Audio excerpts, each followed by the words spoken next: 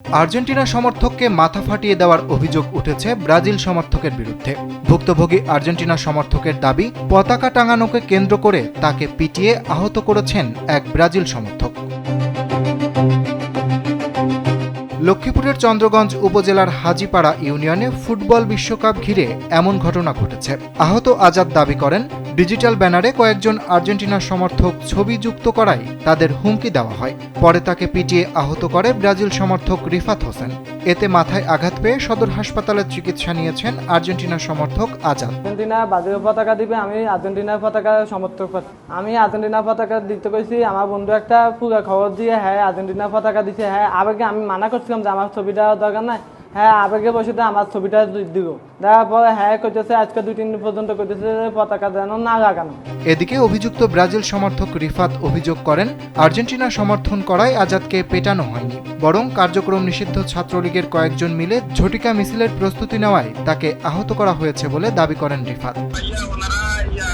নিষিদ্ধ সংগঠন ছাত্রলীগের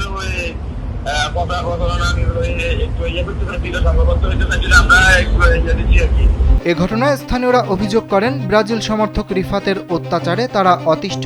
বিভিন্ন সময় এলাকার অনেকের কাছে চাঁদা দাবির অভিযোগও রয়েছে রিফাতের বিরুদ্ধে। ব্রাজিলের আর্জেন্টিনার কি পতাকা উঠে বেয়ে গেছে, ঠিক আছে আমারটা উঠেলে উঠাও, না উঠেলে না সমস্যা নেই। এ না উঠেছে বললো কা হে দৌড়িয়ে আইয়ে মারা শুরু করে দিয়েছে। আমি দৌড়াদৌড়ি করে ছুটেতে গেছি, আর আমার কলার ধরছে, আমার কলার ধরে আমার এক ঘুষি মারছে।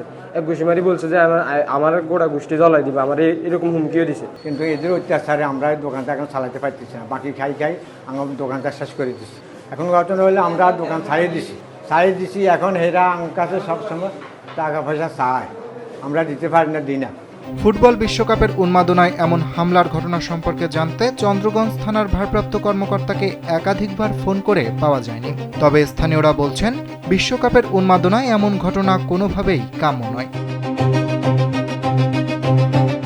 অরিত্র বাসু, কালবেলা।